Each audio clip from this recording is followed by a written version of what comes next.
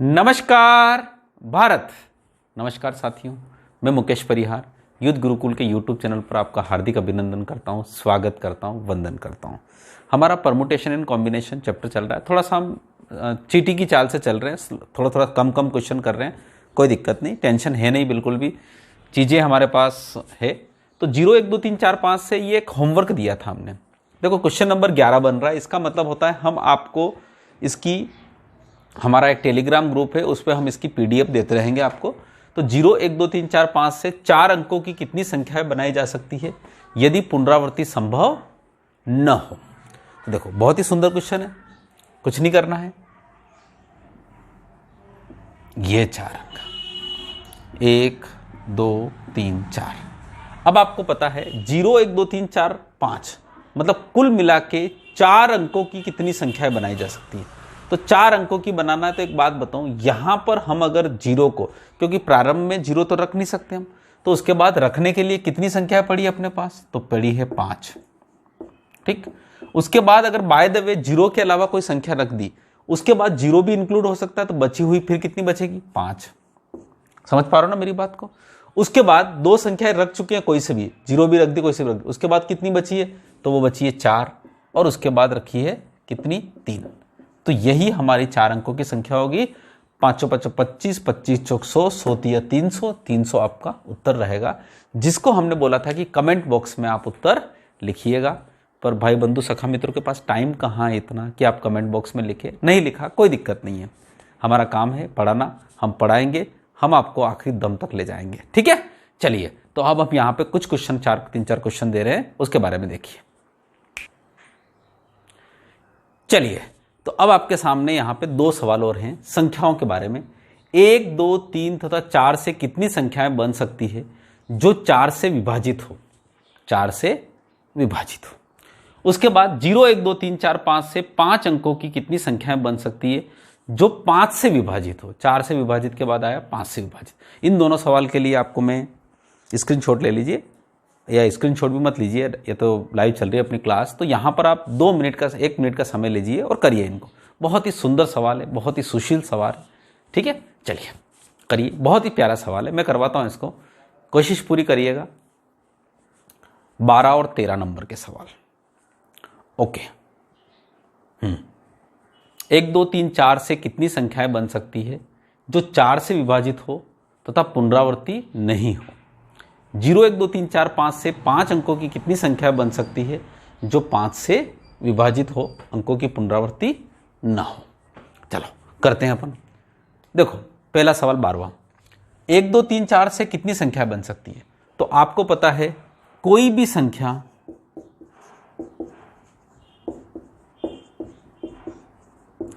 चार से तभी विभाजित होगी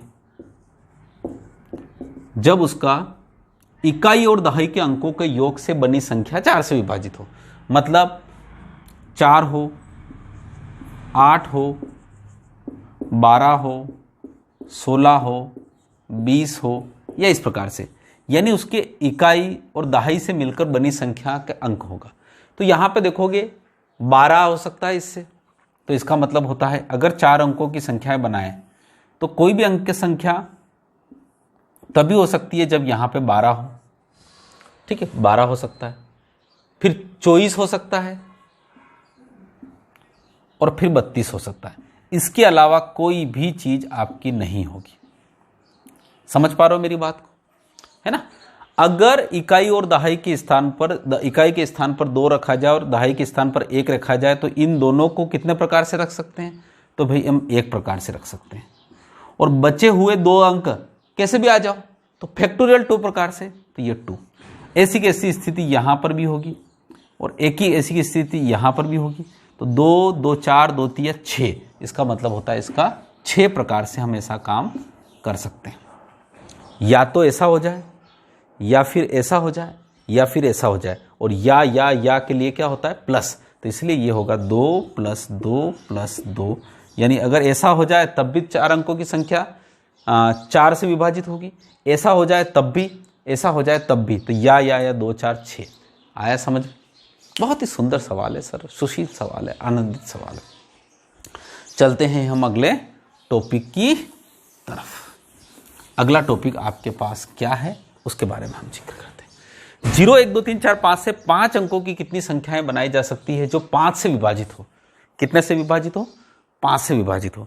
तो 5 से विभाजित के लिए देखो, आपको पता है कोई भी संख्या अगर 5 से विभाजित हो तो ध्यान रखिएगा उसके इकाई का अंक,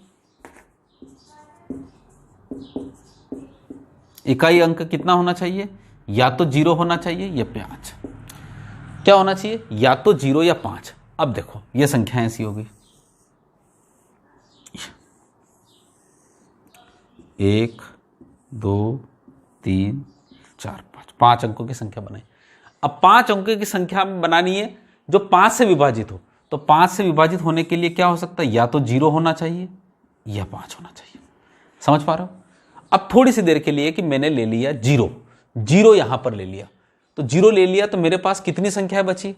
1 2 3 4 5।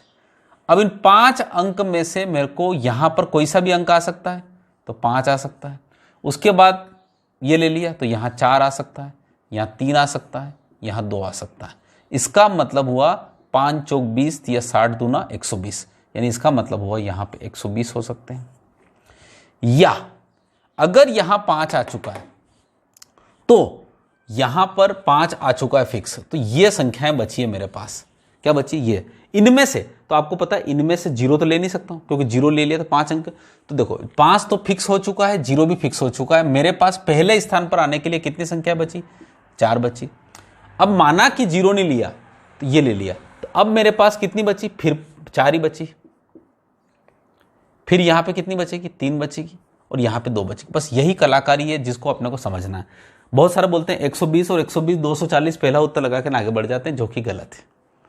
क्योंकि साहब जब 0 अंत में रहती है ना तो अपने पास 4 स्थानों पर 5 संख्याएं होती है, पर जब अंत में 5 है तो 0 सबसे प्रारंभ में नहीं आ सकता, इसलिए यहां पे 4 पॉसिबिलिटी बचेगी। उसके बाद अगर यहां पर कोई अंक फिक्स होने के बाद पुनरावृत्ति अलाउड नहीं है तब हमारे पास 4 और बचे। तो कितना होगा? 4 16 48 दूना 96। इसका मतलब होता है 120 और 96 दोनों जुड़ेंगे तो मेरा उत्तर आएगा 216। कितना आएगा? 216। यानी एक 0 1 2 3 4 5 से 5 अंकों की कितनी संख्याएं बन सकती है यदि वो सभी 5 से विभाजित हो? तो कितना उत्तर है? 216। इस प्रकार के सवाल है सर। ठीक है, आज के दिन हम 2 सवाल और करेंगे, तो आपके सामने 2 सवाल और रहेंगे। आप चलिए, तो आज के लास्ट 2 क्वेश्चन आपके सामने हैं। 1 2 3 4 व 5 में 5 अंकों की कितनी विषम संख्याएं संभव है? विषम संख्याएं, सम संख्याएं की बात नहीं कर रहा है, टोटल संख्याओं की बात नहीं कर, विषम संख्या। 360 1800 720 1875। और पुनरावृत्ति संभव है, पुनरावृत्ति संभव नहीं है ऐसा नहीं बोल रहा। पुनरावृत्ति तो करो आप, जितनी भी रिपीटेशन कर सकते हो। 0 1 3 4 5 7 से अंकों से 3 अंकों की कितनी संख्याएं बनाई जा सकती है अगर पुनरावृत्ति न हो? Repetition not allowed and repetition allowed. ठीक है, बहुत ही सुंदर 2 क्वेश्चन हैं, करिए आप, इसका जवाब हम कर देते हैं आपको। दोनों इस क्वेश्चन बड़े अच्छे हैं और आशा करता हूं कि आपसे बन जाएंगे। चलिए, है ना, परमुटेशन एंड कॉम्बिनेशन के सवाल में हम कर रहे हैं यहाँ पे। अभी हमारे ये परमुटेशन चल रहा है। ठीक है, चलिए हम शुरुआत करते हैं इसमें से। करें शुरुआत? बताऊं? चलिए, 1 2 3 4 5 में 5 अंकों की कितनी विषम संख्या है पुनरावृत्ति संभव है? तो देखो, पहली बात तो आपको पता है कोई भी संख्या विषम संख्याएं तब होती है जब उसके इकाई का अंक कितना होता है बेटा? कितना होता है? 1 हो जाए, 3 हो जाए या 5 हो जाए। क्योंकि यहां पे संख्या क्या है? 1 2 3 4 5। तो अगर किसी संख्या का इकाई का अंक 1 हो या फिर 3 हो या फिर 5 हो तो वह संख्या क्या हो सकती है? विषम संख्या हो सकती है कि नहीं हो सकती है? Odd number. अब उसके बाद अपने पास 4 जगह बची, 1 2 3 4। पर उसने क्या बोल रहा है? पुनरावृत्ति संभव है। इसका मतलब अगर आपने 1 यहां ले लिया तो यहां पर भी आ सकता है, 1 यहां पर भी आ सकता है, यहां पर भी आ सकता है, 1 यहां पर भी आ सकता है। इसका मतलब होता है यहां पर मुझे कोई भी चीज लेने के लिए मेरे पास 5 अंक अवेलेबल हैं। कितने अंक अवेलेबल है? 5। क्योंकि आपने 1 ले लिया फिर भी ले सकते हैं क्योंकि रिपीटेशन अलाउ है, रिपीटेशन अलाउ है। तो उसके बाद यहां पर भी ले सकते हैं अपन 5, तो यहां पर भी 5 संभव है, यहाँ पर भी 5 संभव है और यहाँ पर भी 5 संभव है, पर यहाँ पर एक ही संभव है जो हम ले लेंगे वो। ठीक, तो इसका मतलब होता है 5 गुणा 5 गुणा 5 गुणा 5, 25, 5 125, 125 5 625। तो सेम कंडीशन यहां पर भी होगी 625, सेम कंडीशन यहां पर भी होगी 625। और आपको पता है ये तीनों जुड़ेंगे, क्योंकि या तो ये हो सकता है, या तो ये हो सकता है, या तो ये हो सकता है, तो तीनों जुड़ेंगे, ये होगा 1875 और आपका उत्तर होगा 1875। बजाओ ताली। देखो समझ पा रहे हो ना मेरी बात को, बड़े सुंदर सुंदर से क्वेश्चन से। अगर आपको नहीं अभी तक समझ में आया कभी भी, फिर भी आपको समझ में आ जाएंगे, ये मेरी गारंटी। आया समझ में? चलिए अब चलते हैं हम अगले क्वेश्चन की तरफ। और अगला क्वेश्चन, क्वेश्चन नंबर 15, बहुत ही सुंदर क्वेश्चन है। आज का लास्ट क्वेश्चन है। क्लास छोटी है, कोई फर्क नहीं पड़ता, छोटी मोटी से गुण ज़्यादा होना चाहिए। और मैंने आज की सवाल में बहुत अच्छे अच्छे क्वेश्चन करवाए। देखिए 0 1 3 4 5 7 से अंकों से 3 अंकों की कितनी संख्या आ जाए, पुनरावृत्ति न हो, तो इसका मतलब होता है 3 अंकों की, तो 3 अंक ये रहे, 1 2। और पुनरावृत्ति न हो, इसका मतलब होता है शुरुआत में हम 0 ले नहीं सकते, तो हमारे पास कितने अंक हैं यहां पे रखने के लिए, तो 5 अंक हैं, तो 5 रख सकते हैं। अगर यहां पर कोई भी अंक रख दिया, माना कि 3 रख दिया, क्योंकि 0 तो रख नहीं सकते, तो बचे हुए फिर 5 रहेंगे हमारे पास। और उसके बाद 2 ले लिया, तो उसके बाद हमारे पास 4 रहेंगे। तो इसका मतलब होता है 5 गुणा 5 गुणा 4, यानी 25 चौक 100, हमारा उत्तर होगा 100। ठीक है, तो इस प्रकार से परमुटेशन एंड कॉम्बिनेशन में हमने 15 क्वेश्चन अभी कर लिए हैं। थ्योरी आपको परमुटेशन की पूरी पढ़ा चुके हैं हम। कॉम्बिनेशन की ये आपकी कौन सी क्लास है?